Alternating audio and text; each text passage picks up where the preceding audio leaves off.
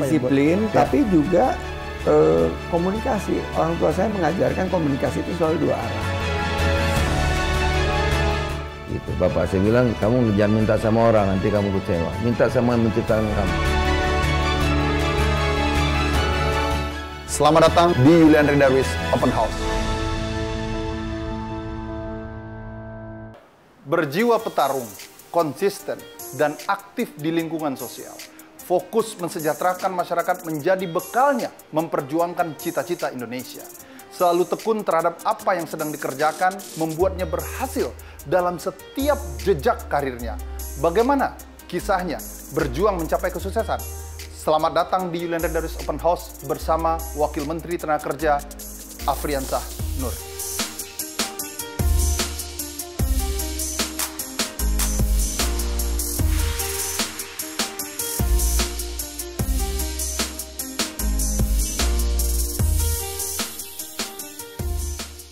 Terima kasih atas ruang baiknya Bapak Wakil Menteri Tenaga Kerja Republik Indonesia, Afriansah Nur.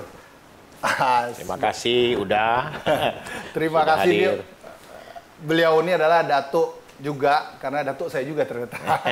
Dua datuk lagi, nanti kita bedah ya, di Sumatera Barat dan di Jambi. Ya. Dan saya memanggil beliau adalah Bang Ferry, karena lebih akrab dengan Bang Ferry. Mungkin teman-teman di generasi milenial juga tahu siapa seorang tokoh Afriansah Nur, tapi lebih dalamnya di sini tentu diurai di Jawa Post TV. Ruang Baik ini sebenarnya bicara tentang apa ya, kisah klasik masa lalu nih, Pak Wamen. Jadi mengurang nostalgia masa lalu ini agak rumit, karena membuka pustaka masa lalu ini agak rumit memang. Dan gunanya apa? Untuk teman-teman generasi masa depan. Terima kasih sekali lagi nih, Baik. Pak Wamen. Terima kasih, Bang Andre. Ya, Pak Wamen, ini orang nggak tahu, taunya orang udah jadi aja itu Wakil Menteri Tenaga Kerja, kan begitu. Iya. Terus tahunya jadi aktivis, jadi sekjen lagi di sebuah partai yang kita tahu Partai Bulan Bintang, dan konsisten juga dengan histori beliau. Beliau nanti akan tentu cerita sendiri tentunya. Sebenarnya Pak Wamen itu lahir di mana, tumbuh kembang seperti apa, supaya generasi masa depan seluruh Indonesia, pemirsa yang ada di mana pun berada, tahu nih Pak Wamen. Bahkan seluruh dunia nih, yang nonton mungkin nanti streaming dan sebagainya. Makasih Bang Andre atas kehadirannya dan teman-teman yang hadir juga ya. Saya, kalau histori sejarahnya itu, saya ini putra Minang, tapi kelahiran Jambi. Kenapa dibilang putra Minang? Karena dalam Minang itu memang ada darah ibu dan darah ayah. Terutama kental di ibu, ya kan? Biasanya kalau Minang itu, Bang Andre, kita terkenal dengan matriarkat ya. Nah, jadi ibu saya orang Minang dari Batu Sangkar, ayah dari Lubuk Basung, Agam sekarang. Nah, kedua beliau ini, ya orang Minang ini kan perantau. Jadi pergilah merantau ke Jambi. Nah, di Jambi bertemulah mereka dan melahirkan saya. Jadi saya lahir di Jambi ya sekitar 53 tahun yang lalu, dan tentunya setelah saya besar dan hidup di Jambi, tentunya saya juga ikut orang tua. Karena ayah saya ini dia bekerja di sebuah institusi ya, di Bank BNI ya kan.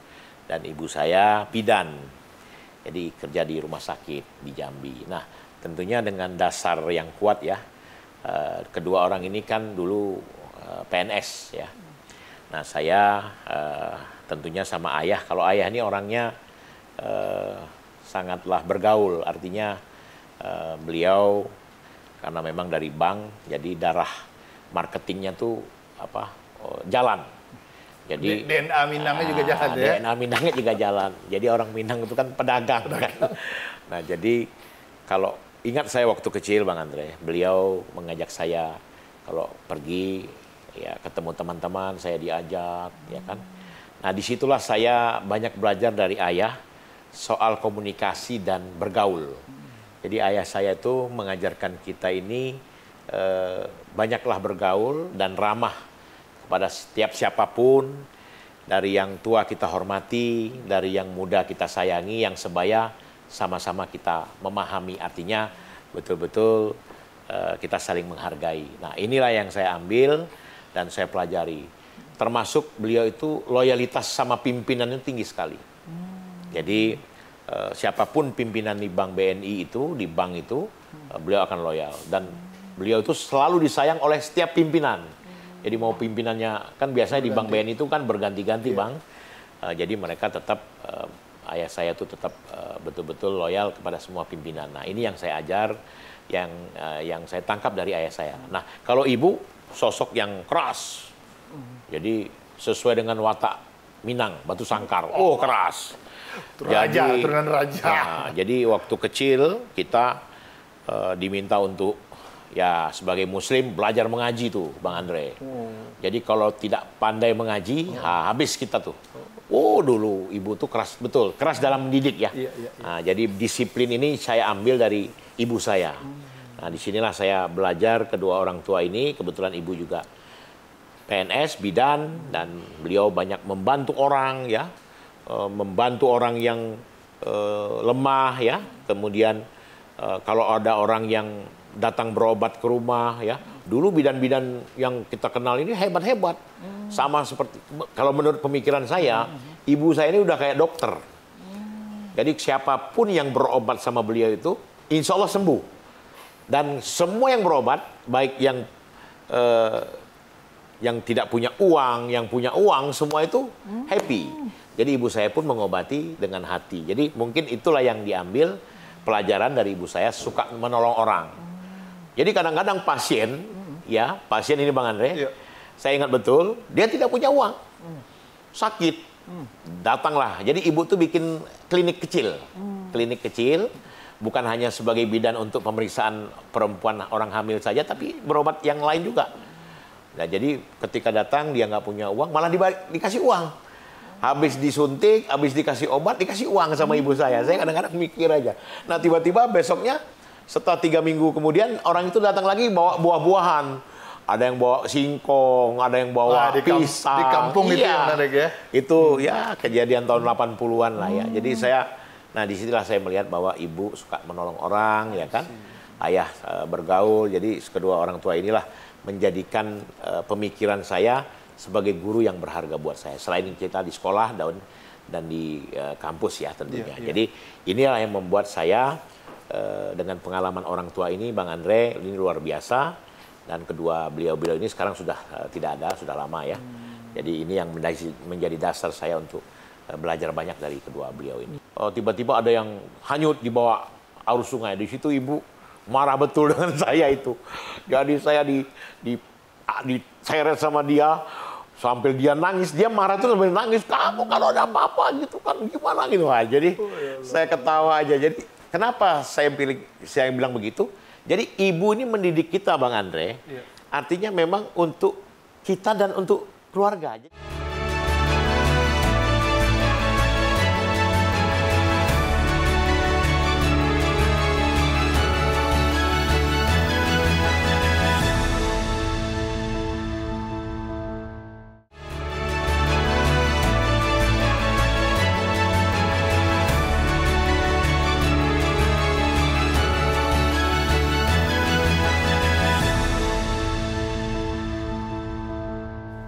Apa ketika masa kecil Bang Ferry yang kira-kira ingat sekali bagaimana seorang ayah yang kadang kita melihat romantika itu kadang-kadang rindu dengan ya jarang lah tipikal manusia gitulah orang-orang seperti itu gitu. Tadi kan lebih formal gitu ya, berbagi apa kira-kira yang dalam banget seorang Bang Ferry mengingat masa lalu ayah dan Jadi ibu. kalau ayah ini orangnya lembut, karakternya beda dengan ibu keras. Jadi dua karakter ini disatukan memang cocok lah ya. Jadi kadang-kadang kalau ayah saya itu suka kalau pulang dari kantor ya kan, waktu kita masih kecil-kecil sampai dengan SMP juga itu, kalau kita belum mandi, dimandiin kita tuh. Jadi saya kelas 1 SMP, kelas 2 masih dimandiin sama dia. Kadang-kadang kita juga bingung juga kan. Jadi ya itu sosok ayah. Nah, kemudian apa yang saya teringat dari beliau itu, saya waktu itu ya ayah kan pindah ke Lubuk Linggau. Jadi di Lubuk Linggau beliau dinas dari Jambi. Nah, kita ikut. Nah, di kelas 1 SMA itu apa namanya? Saya pindah ke Jambi, sekolah di Jambi sendiri. Saya ikut nenek. Nah, tapi sama nenek itu tinggal di desa lagi. Jadi tidak tinggal di kota Jambi. Jadi saya tinggal sendirian di rumah nenek. Dan nenek itu datang kalau Sabtu dan Minggu saja ketika libur. Nah, sampai Senin sampai Jumat tuh saya ada di sendirian. Jadi kayak kos gitu kan. Nah, kemudian Sabtu Minggu juga karena Lubuk Linggau dengan Jambi ini dulu jalannya jelek. Itu ayah saya nggak pernah datang. Jadi pas ada 6 bulan sudah tidak pernah ketemu saya, dia kangen mungkin. Tiba-tiba dia datang, ya kan? Dilihatnya saya ya sehat lah ya. Dia senang, dia bangga ya. Terus dia pesan, jangan macam-macam. Ini kan tinggal sendiri ya kan. Ya, terus ingatlah orang tua, ingat adik. Saya kan anak tertua dari 5 bersaudara. 5 bersaudara. Jadi adik saya ada 4, perempuan 1, yang lainnya laki-laki. Jadi ketika selesai ayah saya menjenguk saya, terus ya namanya orang tua ya, jadi saya berkesan dia kayaknya berat meninggalkan saya, pengen menarik saya lagi, saya bilang udah apa biarin aja lah, saya di sinilah nggak apa-apa gitu kan. Nah, habis itu pas saya pergilah antar ke terminal untuk mengantar, di situ saya melihat ya namanya sosok orang tua ya, sangat sayang sama anak ya tentunya. Jadi saya juga ya sampai sekarang kalau mengingat dia itu, aduh ya Allah, saya bilang mudah-mudahan kedua orang tua saya bahagia di sisi Allah kan gitu. Jadi jadi semua itu ada perjalanan hidup ya. Nah kemudian juga saya juga sama ibu ya kan. Ibu ini disiplinnya luar biasa. Jadi waktu masih kecil kita ini kan agak-agak bandel ya. Nah, di Lubuk Linggau tuh ada namanya sebuah sungai, Sungai Kelingi. Sungai itu sungai arusnya deras ya kan. Jadi kita pergilah mandi di sana. Pulang sebelum maghrib sudah pulang. Cuman ibu tahu saya lagi pergi berenang. Karena memang sungai itu sungai yang arusnya deras, kadang-kadang bisa kejadian. Jadi kadang-kadang tiba-tiba ada yang hanyut di bawah arus sungai. Di situ ibu marah betul dengan saya itu. Jadi saya diseret sama dia sampai dia nangis. Dia marah tuh sampai nangis. Kamu kalau ada apa-apa gitu kan gimana gitu. Wah, jadi saya ketawa aja. Jadi kenapa saya bilang begitu? Jadi ibu ini mendidik kita, Bang Andre. Iya. Artinya memang untuk kita dan untuk keluarga. Jadi marah itu sayang gitu. Bukan marah itu benci, bukan. Jadi saya melihat ya Allah, ya itulah kasih sayang orang tua. Jadi tidak boleh kita katakan orang marah tuh benci sama kita. Jadi saya melihat begitu. Ada yang ingat nggak? Ini anaknya Bu Bidan nih. Iya. Ada yang ada. Itu kejadian itu waktu saya pulang ke Lubuk Linggau. Jadi waktu 1 tahun yang lalu, waktu itu saya sudah jadi wamen.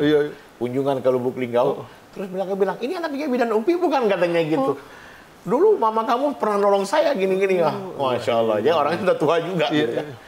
Nah jadi inilah yang saya rasakan bagaimana pelajaran hidup ya. Kasih sayang kedua orang tua itu penting sekali dan tentunya kita besar, kalau zaman saya kan walaupun orang tua PNS ya, tapi didikan disiplinnya tetap tidak memanjakan. Jadi waktu itu teman-teman saya kan kalau sekolah pakai motor gitu kan. Itu ingat tuh ya kan. Dikit-dikit punya motor. Anak SMA dulu punya. Kalau saya nggak punya, nggak dibeliin. Ayah saya bilang saya nggak punya duit untuk beli motor. Jadi dia berpikir kenapa kita nggak dibeli motor. Saya baru tahu sekarang. Oh mungkin dia kalau saya dulu dibelikan motor, kerjaan saya bukan sekolah tapi naik motor terus mungkin kan begitu Bang Andre. Jadi mungkin ini disinilah yang kita lihat. Bukan orang tua itu. Tadinya saya pikir kok orang tua ini kok pelit gitu kan. Kok nggak mau gitu kan. Padahal dia kalau dia mau, dia bisa aja gitu kan. Setelah saya sadari, oh ini itu yang dia ajarkan sama kita. Anak pertama ini kan sebagai orang Minang biasanya itu Bang Ferry. Anak tertua. Apa spesial Bang Ferry ingat tuh ketika sekolah dasar. Memang agak di guidance-nya agak beda itu kan. Apalagi laki-laki. Apa yang Bang Ferry rasain step tadi yang selain ibunya disiplin, keras, kemudian berjiwa sosial, sedangkan ayah yang selalu mengajarkan ya benarlah sesuai aturan, konsisten. Apa Bang Ferry yang tergerak sehingga mungkin generasi-generasi hari ini juga biar tahu merasakan apa yang Bang Ferry rasakan waktu itu. Iya, jadi gini. Jadi kalau memang ayah itu ya beliau itu membebankan dengan sosok sebagai anak tertua tuh anak yang punya tanggung jawab besar. Jadi saya punya adik berempat. Nah, disinilah saya diajarkan bagaimana saya itu dituntut agar bisa bertanggung jawab terhadap keluarga dan adik-adik. Jadi, nah saya kan dengan adik saya ini kan selisihnya tidak jauh, cuma setahun satu ya kan. Jadi dekat sekali. Jadi memang kita tumbuh tuh hampir berimbang lah gitu kan. Tapi saya tetap sebagai anak tertua walaupun selisihnya cuma setahun ya kan. 2 tahun, 3 tahun, tapi mereka tuh sama saya hormat betul. Nah, disitulah didikan disiplin ayah sama ibu saya sehingga mereka tadi adik-adik saya menghargai saya sebagai orang yang dituakan dan kemudian ayah pun mendidik saya untuk belajar menjadi orang yang bertanggung jawab. Jadi betul-betul beliau itu menginginkan anaknya ini menjadi orang dan tulang punggung keluarga. Nah, sekarang pun Bang Andre, setelah saya diberikan gelar Datuk ini, pepatah Minang kan mengatakan yang mana keponakan dibimbing, anak di pangku. Nah, ini kan besar sekali, luas sekali. Nah, jadi memang bukan karena Datuk saja, tapi memang sudah perilaku kita lah ya untuk membangun dan membantu keluarga yang susah, ya kan? Tentunya dengan apa yang kita mampu ya, apa yang kita bisa lakukan. Harus ikhlas, kuncinya gitu, harus ikhlas, Bang Andre. Jadi ya saya juga merenung ya, kalau dia ada gitu, tentunya ya bahagialah ya. Ya saya belum sempat membuat kebahagiaan buat orang tua saya. Jadi itu yang saya rasakan. Tapi saya membalasnya dengan ya, saya punya adik, saya punya sanak, saya punya sepupu, keponakan, ya kan, punya keluarga, ya disitulah saya bisa membahagiakan. Mungkin membalasnya seperti itu.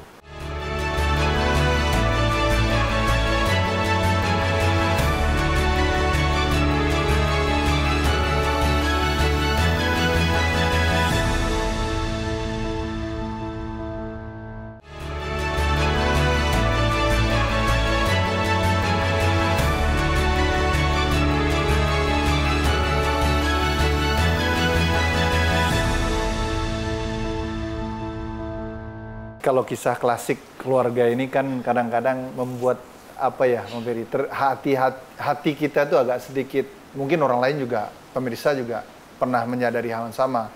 Bang Ferry ditinggalkan value yang begitu banyak bagi ibu bapak. Kalau bisa sedikit, bukan membuat sedih ya Bang Ferry ya, tapi apa yang kira-kira mungkin satu tindakan, satu apa yang kira-kira Bang Ferry ingat masa lalu itu, aduh ibu saya ini memang bapak saya gini. Sebelum kita ceritain lebih dalam lagi tentang apa sih Bang Ferry untuk membangkitkan itu lagi, rasa manusia sebagai anak dan ayah dan ibu itu apa yang Bang Ferry yang kalau misalnya ayah ibu itu ya bisa dengar hari ini kan gitu ya.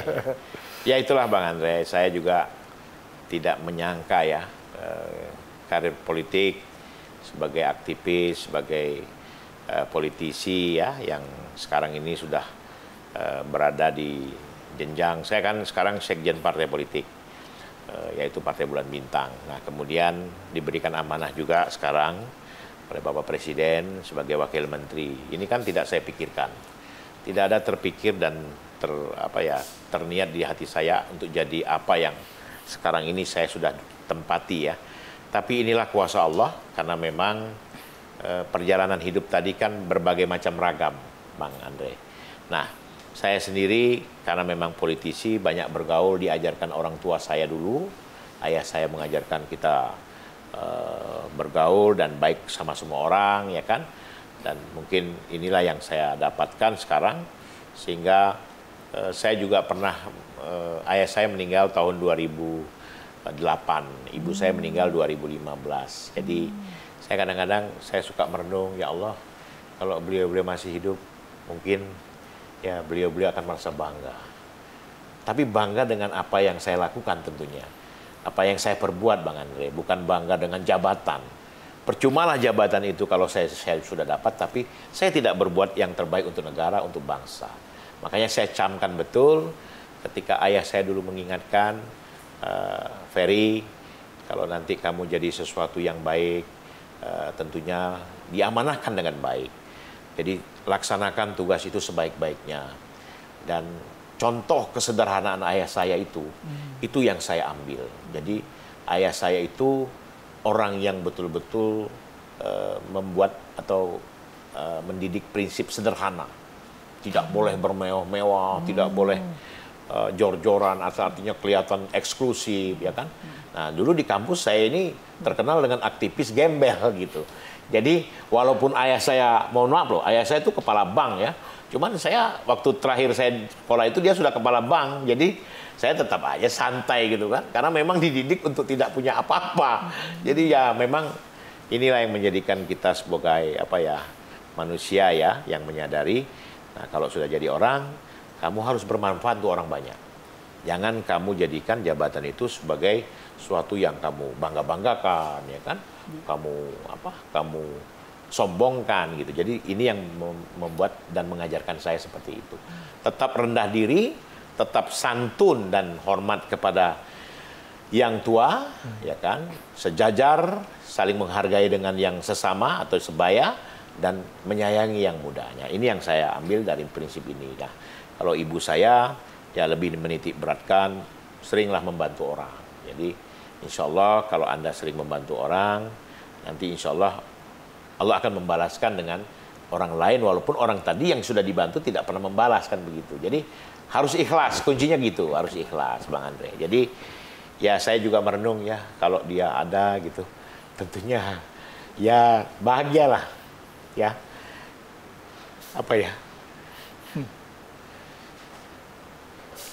Ya saya belum sempat membuat kebahagiaan buat orang tua saya.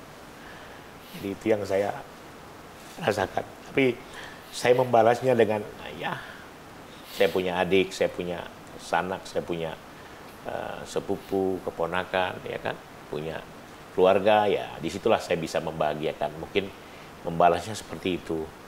Jadi mungkin itulah prinsip ya. Sebagai orang Minang tentunya harus bertanggung jawab besar terhadap apa yang sudah diberikan oleh Allah melalui Pak Jokowi, ya kan. Wakil Menteri ini baru 1 tahun 7 bulan Bang Andre. Saya dilantik di saat babak kedua ini, bukan babak pertama, ya kan. Karena ternyata babak kedua Pak Jokowi alhamdulillah merasa puas kan. Jadi ya, beliau bilang, nah gunanya Pak Wamen itu membantu saya ngurusin serikat buruh, serikat pekerja, pekerja migran, kemudian tambang-tambang yang bermasalah, yang tidak mentaati K3, ya kan. Jadi itu yang kita kerjakan. Bang Wamen, sebenarnya cita-cita Pak Wamen itu apa sih sebenarnya? Pengen tahu juga nih pemirsa dimanapun berada kan juga tahu. Ini hanya kan cita-cita saya itu Bang Andre. Saya sekolah pingin jadi insinyur, betul, tercapai. Ini kayak Sidul nih ya. Tukang insinyur. Betul.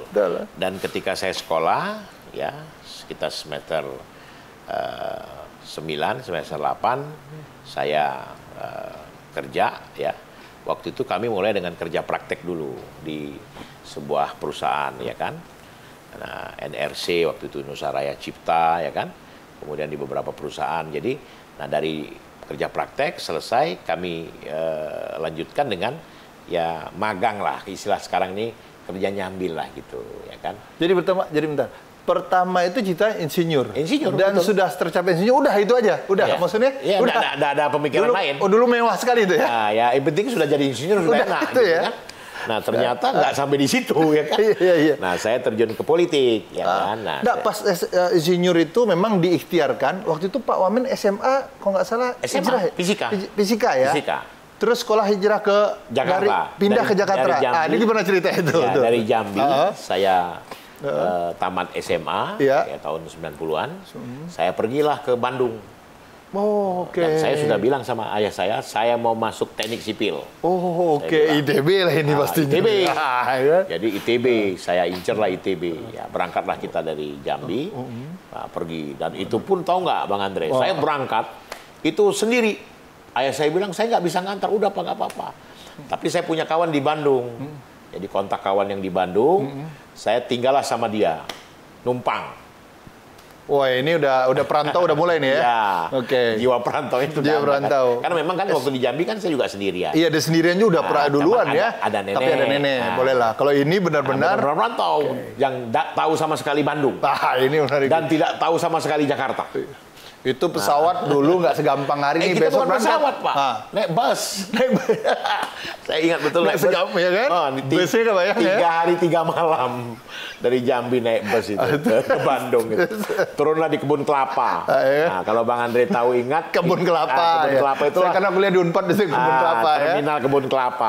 Iya. Jadi turun itu nggak ada handphone yang udah sampai Pak Ferry, sampai Fer, sampai mana? Nggak ada. Janjian saja diperkirakan sampai jam berapa.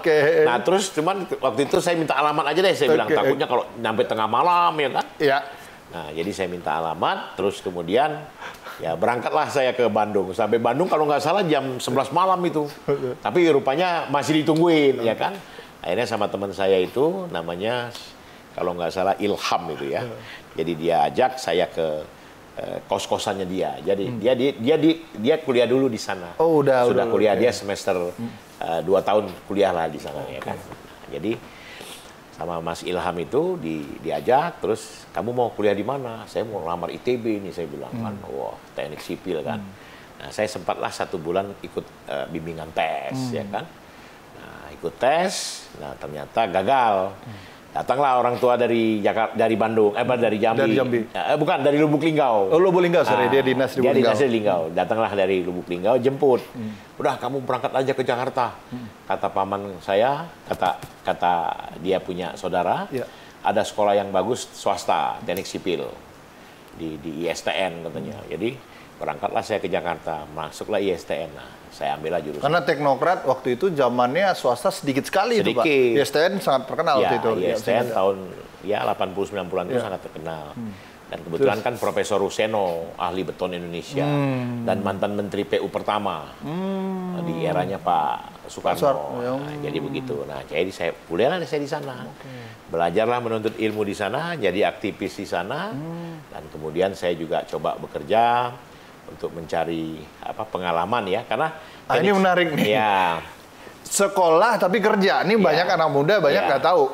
Gimana Bang Ferry? Saya itu kan karena pengalaman teknik sipil tadi, setelah ikut kerja praktek, kemudian saya coba untuk ikut bekerja juga di perusahaan-perusahaan. Jadi, nah kebetulan waktu itu saya magang di ada perusahaan yang Nusaraya Cipta waktu itu kan, NRC, sekarang perusahaan besar itu. Nah, ikutlah kita sebagai tenaga-tenaga teknisi begitulah ya, ikut kerja ya kan, pengawas gitu kan. Nah, terjun langsung. Nah, kemudian juga waktu itu juga ada di perusahaan yang dibangun oleh teman-teman ya kan. Dan jadi pengalaman itu, karena menurut saya gini ya, ilmu saya ini harus dipraktekkan gitu kan, nggak bisa kita tidak praktekkan. Nah, jadi itu udah ada income tuh ya? Ya sudah ada, dapatlah honor waktu itu kan, walaupun nggak besar waktu itu. Waktu itu masih 300.000, 400.000 ya kan? Dulu. Iya, itu udah besar itu. Dolar masih tahun 95 itu. Dolar masih berapa? 2.000 ya, Pak? Sebelum Krismon. Iya, masih 2.000. Iya. Ya kalau saya mau, teman-teman sudah menawarkan saya di partai-partai lain, dikasih nomor bagus. Cuman saya nggak pengaruh, jadi saya bilang, itu apa?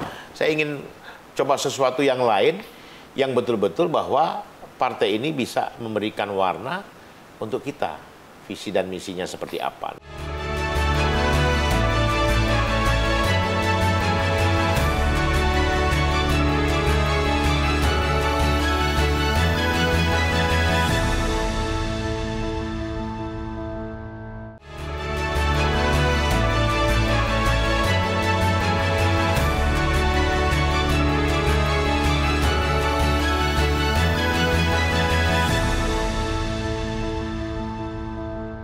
Di dunia anak muda sekarang kan banyak sekali yang bingung dengan, ya sekarang kan semua fasilitas ada, akses di mana-mana. Kalau Pak Omen kan susah sekali dulu. Ya. Jadi kalau ibarat tukang insinyur sidul itu benar-benar ada project, dan kalau nambah uang saku ya tadi ya dapat honor sebagainya. Nah, di situ Pak Wamen sudah mulai menjadi aktivis. Ya. Apa dasar? Karena kan nggak semua anak muda sekarang peduli dengan lingkungan sekitar loh, Pak. Ya.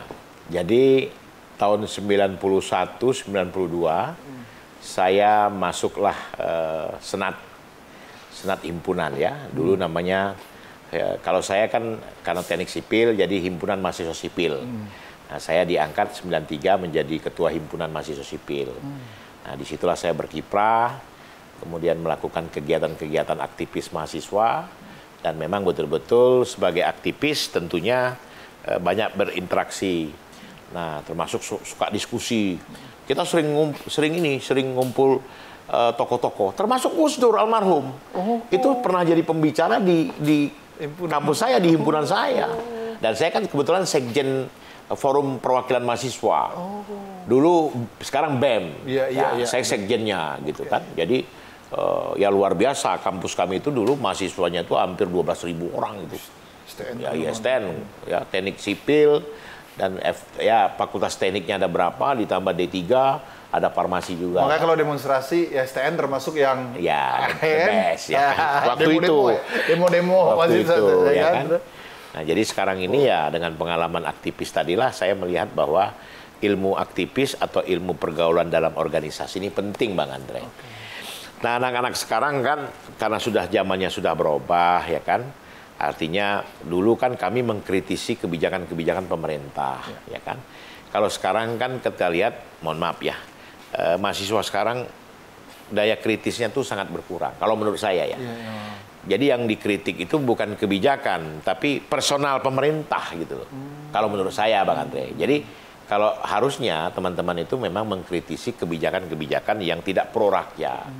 Termasuk juga waktu itu DPR kita demo kan, bagaimana DPR yang ya itulah yang lagu Ian Fals tuh ya, untukmu yang duduk ya kan. Iya. Untukmu yang duduk di apa? Ya kan lagu-lagu wakil bukan kumpulan orang hebat, bukan kumpulan orang-orang dekat, apalagi sanak pamilih. Tapi sekarang Bang Andri bisa hitung, 560 lebih itu sekarang siapa aja, sanak famili, kawan-kawan dekat, ya kan? Jadi ya susah juga kita ngomongnya. Ya sebagian juga sekarang aktivis teman-teman saya juga di situ, di Senayan itu. Jadi ada yang lebih menarik lagi ketika saya jadi wakil menteri, saya ikut RDP, inilah dia orang yang tidak pernah duduk di DPR, tiba-tiba jadi wakil menteri. Kita ngantri lama-lama nggak jadi apa-apa. Jadi mereka kadang-kadang suka guyon juga, saya ketawa aja. Lu ngantri, gua nggak perlu ngantri ya kan. Jadi prinsipnya ya inilah sebuah pengalaman hidup ya. Saya sama Presiden alhamdulillah kenal baik ya kan. Tapi memang saya bekerja saja. Berteman baik dengan Bapak Presiden itu mulai dari 2011 Bang Andre. Jadi cukup lama. Nah jadi sekarang ini saya melihat bahwa teman-teman aktivis ya, anak-anak muda, anak-anak milenial ini zaman sudah berubah. Maksud saya isilah pembangunan itu dengan hal-hal yang positif, Bang Andre.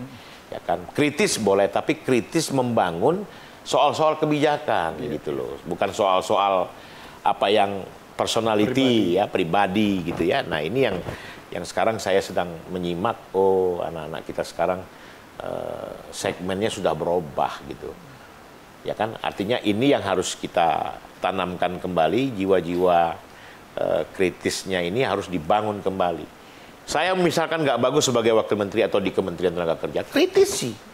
Tolong dong, ya kan, bagaimana kebijakan Kementerian Tenaga Kerja soal perlindungan terhadap pekerja, sosial terhadap pekerja, kan gitu. Bagaimana terhadap jaminan kesejahteraan terhadap pekerja, kan itu yang harus dikritisi, ya kan. Nah, jadi ini yang penting dan mudah-mudahan ke depan ya Indonesia di tahun 2045 bisa mencapai menjadi Indonesia emas, kan gitu Bang Andre. Pak Wamen, ini menarik ya. Dari sebuah perjalanan Pak Wamen, saya melihat kemudian fokus jadi insinyur, ya terus jadi kerja di, habis itu di mana kerja Pak Wamen? Di karir Pak Wamen habis lulus ISTN itu? Saya kerja di NRC sempat sebagai honorer, ya kan, pengawas kan. Kemudian kita bikin perusahaan sendiri teman-teman. Jadi kita bisa nge-subkon, jadi subkon lah gitu. Subkon di beberapa company-company besar dan jadi punya kantor di Patrajasa gitu kan. Nah, yang mahal saya lihat tuh dari biografi Pak Wamen itu adalah konsisten dan istiqomah kalau bahasa ini ya. Dan saya lihat Pak Wamen udah juga mencalonkan berapa kali itu di tempat yang sama DPR RI. 5 kali. Tapi dari partai yang sama, Pak. Partai yang sama. 5 kali. Ini yang kelima nih. Ini gimana ceritanya, Pak Men? Ini kan orang, ini mohon maaf nih, anak muda sekarang, apalagi generasi startup nih. Ya. Nggak nyaman sini, besok loncat sana. Ya.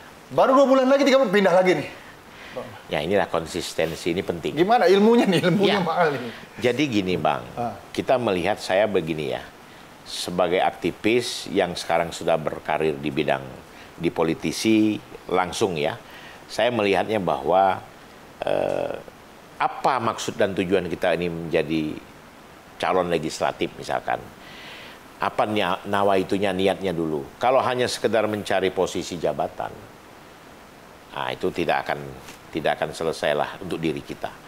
Ya artinya hanya kekuasaan, hanya ambisi menjadi orang yang hebat, tapi tidak punya niat apa ya. Nah jadi saya ini sudah 4 kali mencalonkan diri jadi calon legislatif dari Partai Bulan Bintang. Ini yang kelima nih saya maju di Kabupaten Bogor. Kabupaten Bogor ya? Dari Partai Bulan Bintang juga. Ya, saya melihat bahwa ajaran Ketua Umum Bang Yusril kepada saya itu berpolitik itu tidak semata mencari kekuasaan, mencari jabatan. Tapi bagaimana bisa mengimplementasikan apa yang menjadi visi dan misi kita ke depan. Jadi tidak hanya ya kalau saya mau, teman-teman sudah menawarkan saya di partai-partai lain, dikasih nomor bagus. Cuman saya nggak pengaruh, jadi saya bilang, itu apa? Saya ingin coba sesuatu yang lain, yang betul-betul bahwa partai ini bisa memberikan warna untuk kita. Visi dan misinya seperti apa. Nah, disinilah konsistensi seseorang, bukan terhasut, terpengaruh dengan iming-iming sesuatu hal yang gampang. Bisa gampang. Cuman kan akhirnya kita tidak jadi sesuatu yang menarik, Bang Andre. Jadi ini yang saya ajari, dan ini yang saya pelajari, dan ini yang saya ambil. Jadi ilmu ini sama loyalitas. Dari bab ayah tadi ceritanya. Jadi konsistensi inilah nilainya tidak ada ternilai. Teman saya banyak Pak. Di seluruh partai politik besar itu teman saya semua. Ya alhamdulillah karena kita bergaul tadi kan begitu. Iya. Jadi kalau mohon maaf kalau dalam hal kerjaan proyek segala macam ya karena kita temannya banyak kan tidak ada terpengaruh, mereka ketawa-tawa aja walaupun kita di warna yang berbeda. Tapi kalau sudah berteman mereka kadang-kadang ditelepon, Fer sini dong, gua ada kerjaan nih buat lo.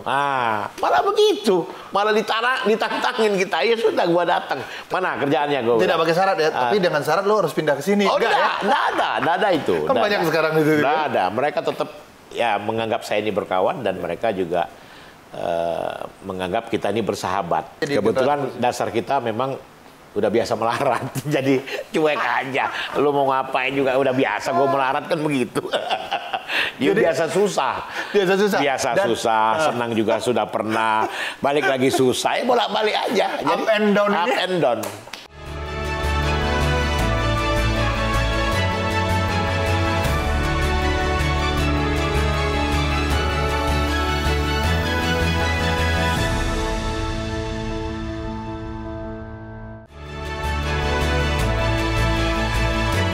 Disiplin, tapi juga komunikasi. Orang tua saya mengajarkan komunikasi itu selalu 2 arah.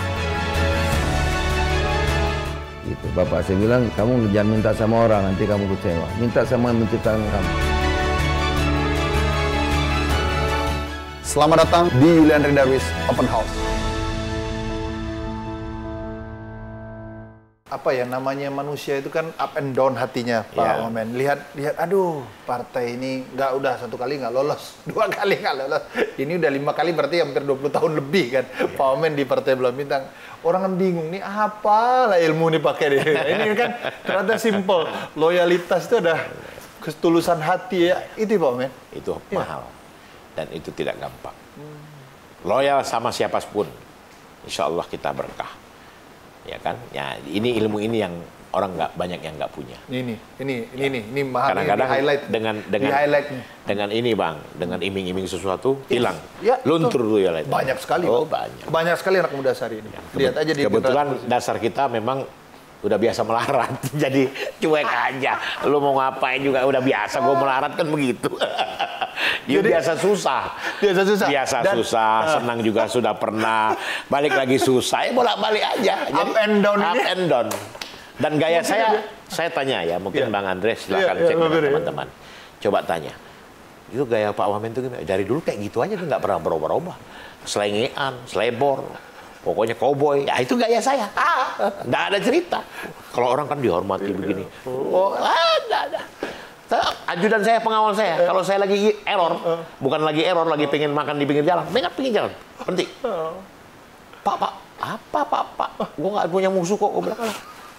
Ada saya punya di tempat ini ada langganan warmo, warteg Mojo itu. Itu kan mulai dari saya mulai kuliah dulu tuh, makan di situ. Wah, ini udah dicoba nih. Saya makan di situ terus masih sampai sekarang. Itu terkenal itu Bang Andre. Warung Mojo itu. Nah, itu terkenal. Terus kadang-kadang saya kalau lagi selesai ini capek pergi makan di ini sate Taichan itu. Yang di mana? Pinggir jalan itu. Udah saya.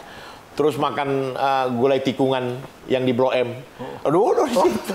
Nggak ada urusan. Apa? Jadi kalau jangan gara-gara pejabat kita berubah punya apa? Langsung bintang 5 makanannya. Jangan gara-gara pejabat. Kita ini terkunci dan terkungkung. Ngapain? Batin sesungguhnya tahu, hati sesungguhnya tahu ya. Nggak usah. Tapi kalau ada banyak juga yang berubah. Style gini-gini. Langsung bintang 5 Pak Omen. Bintang 5 juga bisa. Iya kan? Ya kan? Semua kita ngikutin aja. Tapi basicnya itu ya. Ya.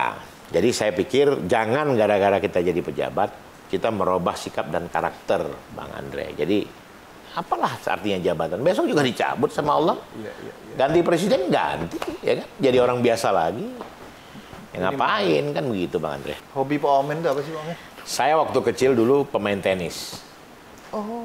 Tenis lapangan. Jadi saya termasuk juara tenis. Saya ikut pelatda saya. Ini kayak harus bisa aja lihat ya. Saya baru belajar nih. Jadi badan saya dulu nggak sebesar ini Bang Andre. Dulu lebih kecil daripada Bang Andre lagi, ya kan? Jadi saya ikut tenis olahraganya. Kemudian ya ikut beberapa bela diri, silat juga termasuk, ya kan?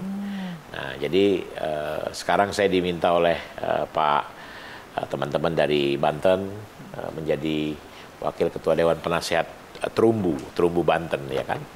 Jadi silat Banten itu, ya kan? Ya sekarang paling saya olahraganya jalan aja. Nah, saya kadang-kadang di rumah treadmill 30 menit, ya kan? Atau di lapangan ya kita juga berinteraksi jalan ke lapangan. Nah gitu aja sekarang. Kalau yang olahraga spesifik apalagi golf itu, wah saya nggak hobi. Oh tuh habis tuh hari ya. Itu golf itu saya pernah ikut golf berapa kali, tapi nggak dapat chemistry-nya, nggak nyambung buat saya. Jadi di tengah lapangan 4 jam 5 jam itu ngapain gitu loh, ngilangin inspirasi saya itu. Jadi teman-teman saya kan banyak pejabat, ayo Bang main golf. Saya bilang enggak lah, saya bilang bukan saya nggak ini, saya bisa main golf saya bilang, cuman nggak masuk saya bilang. Jadi itu menurut saya hobi yang terlalu berlebihan di lapangan gitu ya.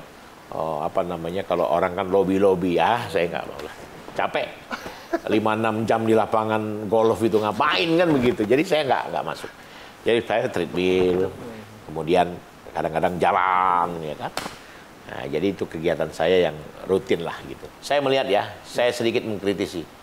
Di DPR kita ini sebagian besar sekarang aktivis sudah tidak ada lagi. Orang yang berasal dari aktivis, wartawan, aktivis, organisasi, itu sedikit sekali. Karena kenapa? Kompetisinya udah tidak sehat. Duit semua. Banyak duit, jadi. Nggak ada duit, nggak jadi.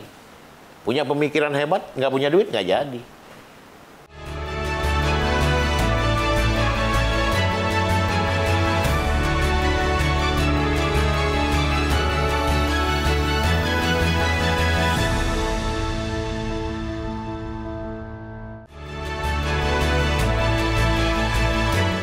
Disiplin, tapi juga komunikasi. Orang tua saya mengajarkan komunikasi itu selalu 2 arah.